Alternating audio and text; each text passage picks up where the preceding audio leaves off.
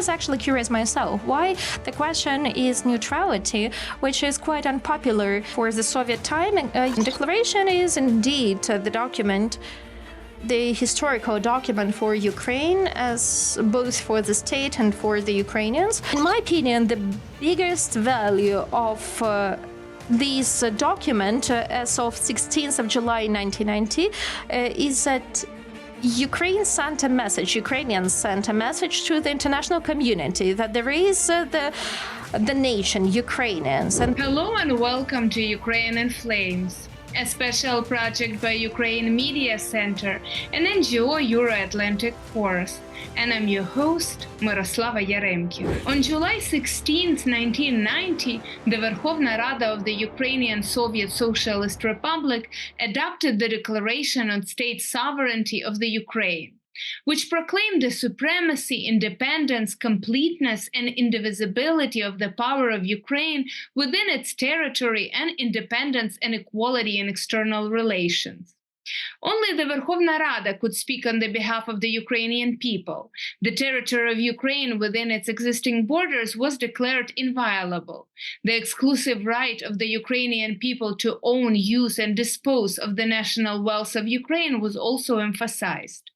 But additionally, Ukraine declared its status as a neutral state that would not participate in military blocs and undertook to adhere to three non-nuclear principles: not to use, produce, or acquire nuclear weapons.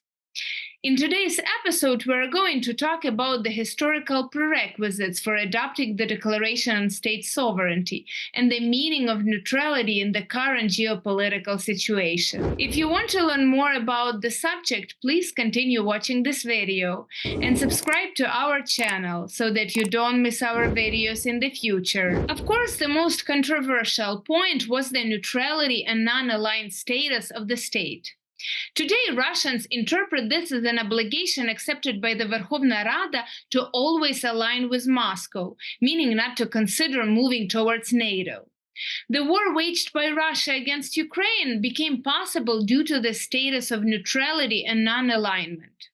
It was neutrality and not NATO membership that tempted the Kremlin to annex Crimea, start a war in Donbass, and eventually launch a full-scale invasion on February 24th.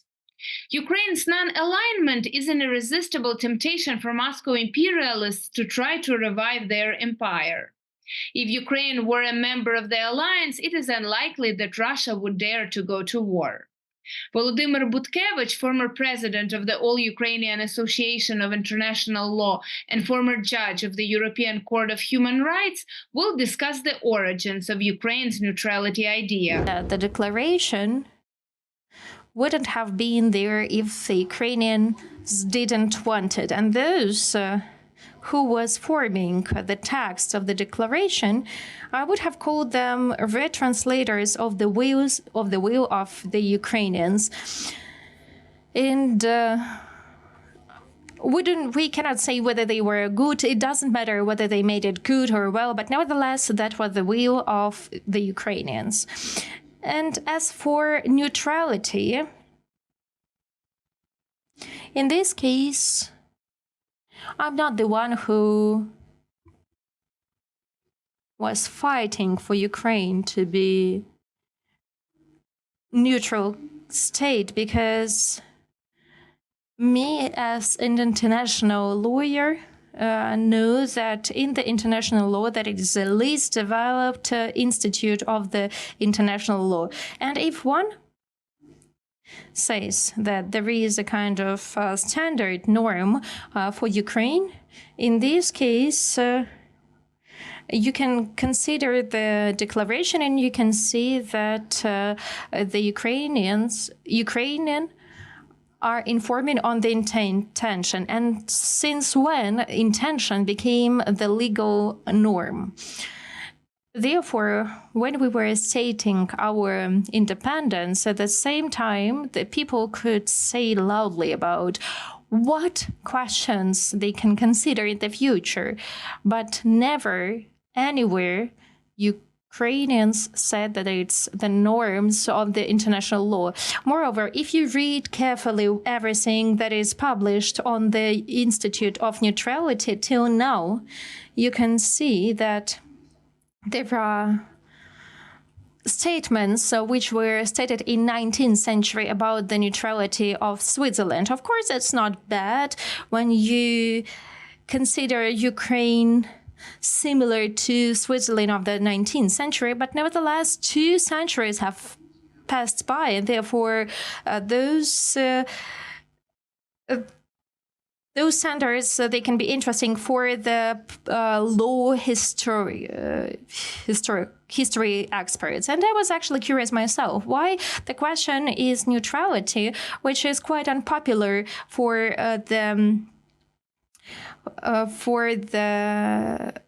the Soviet time. You cannot find a lot of documents and works except for Hanushkin, and it was not considered well since that time. But nevertheless, when independence was declared and when we started to form our International Association of International Law, in this point we started to think about neutrality. And I remember how the professor Usenko Gennady called me, and he is a very honorable person from Moscow. Yes, from Moscow. He was mainly working for Soviet government during Kosygin and later. He was one of the best experts of the international law and also the advisor. At that time, we had the advisory support board. And when we wanted to establish our Association of International Law, association and neutrality, I even didn't think that they can go together so closely. And Gennady Trofimovich called me, and he was persuading me for around 3 hours not to do that. And he was asking, why do you need this association? Ukraine can easily state as a permanently neutral country, and you will resolve all the problems. And I was asking, between whom? We will help you on the first place. And I said, okay, maybe we can help you on the first time, and you can become the permanently neutral country. No, you're joking. I didn't expect you to say that. And then later, Depiste, once again, I would like to repeat that on the politically legal issue, this question until now is not well researched. As long as Russia exists, it will never voluntarily abandon its intention to destroy Ukrainian sovereignty. Ukraine's neutral, non-aligned status offers Moscow a chance to repeat its aggression if the current efforts fail to achieve their goals. Ukrainians do not need neutrality. Russia does. Alexander Motsyk, former First Deputy Minister of Foreign Affairs of Ukraine for European integration and former First Deputy State Secretary of Ukraine, will discuss how Ukraine's neutral status was perceived in the 90s. The declaration is indeed the historical document for Ukraine, as both for the state and for the Ukrainians. That is the first step. The second step is declaring independence. And finally, the third step, that is All-Ukrainian referendum. And as for All-Ukrainian referendum, we have to mention it separately because at that time, the collective West, after stating the independence, told us very clearly, yes, you have declared your independence, but it's not enough. But for us to recognize us, ask your nation, and Ukrainian government asked Ukrainians, and we had a referendum of the 1st of December 1991, where more than 90%, 90.2% Ukrainians voted for independence and for supporting the act of independence. Even in the Autonomous Republic of Crimea, at that time, more than 50% voted for the independence out of those who participated. And only after that, the collective West started to recognize us as a state in the context of those principles and the international law norms. And here there is an interesting thing.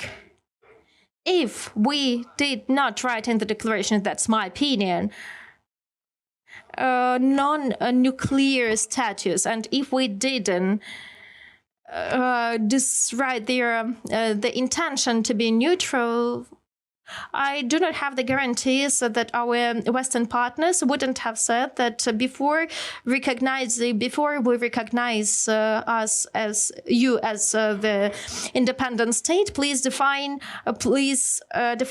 these two aspects. And therefore, the fact that in our declaration we mentioned the intention to be neutral state, I think that at that time that was a positive thing. Because, yes, we were telling the world that the Soviet Union and Russia, as one of the states which heritated the rights, that they preserve their right to be nuclear state, and we do not keep this status. Moreover, we are talking about neutrality, and therefore we are not the part of this competition. And we have the right to declare our independence or to restore our independence. When people are discussing the possibility of freezing or conceding some territory or granting an indefinite status to the territories currently under Russian control, and they refer to Article 73 of the Constitution of Ukraine, this article states that only the Verkhovna Rada of Ukraine can call a nationwide referendum on changing Ukraine's territory. More on constitutional interpretation of the territorial issues, please welcome Andriy Mahera, former deputy chairman of the Central Committee of Ukraine and constitutional law expert of the Center for Political and Legal Reforms. I was not the one who was approving the modern declaration, so at that time I was not even the student, but at some point it is easier for me because I look at it from the point of view of time, from the point of view from distance. And also, I look at the Constitution from the point of, in the historical way. So speaking of the question, whether some questions about dividing some territories, or for example, some unclear statuses to the territories which are controlled now by the Russian Federation, and they refer to the article number 73 of the Constitution of Ukraine. I would like to remind you that the Parliament of Ukraine is arranging the referendum on dividing the territories, but Constitution of Ukraine is the complex document, and you cannot take the parts of it and consider it separately.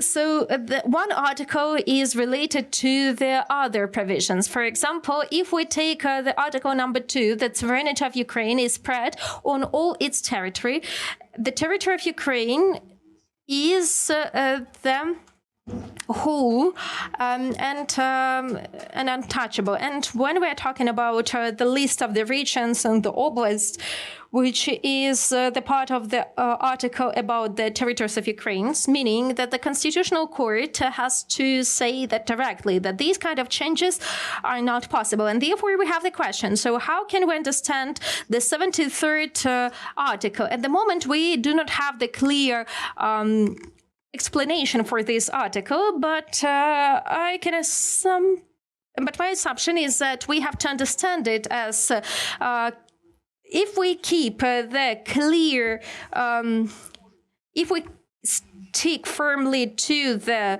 international law. The territories of the other territories, the parts of the other states can be joined, and in this case, the Parliament of Ukraine can appoint, can arrange the All-Ukrainian referendum and listen to the opinion of the Ukrainian. That is the way how I understand the Article number 73 of the Constitution of Ukraine. And if you don't mind, I would like to come back to the declaration on the state sovereignty. You know, this, on the one hand, this document should not be underestimated. It's really very important for our country. In my opinion, the biggest value of this document as of 16th of July 1990 is that Ukrainians sent a message to the international community that there is the nation, Ukrainians, and this nation has the right for self-identification. Maybe not today, maybe tomorrow, but they still have this right. And in my opinion, that is one of the most important things in the Declaration on the State Sovereignty of Ukraine. You've been watching the special project by Ukraine Media Center and Euro-Atlantic course dedicated to the Russian-Ukrainian war, Ukraine in Flames. In the description under this video, you can find information on how you can help Ukraine fight Russian aggression. If you find our work useful, please like and share this video. Slava Ukraini!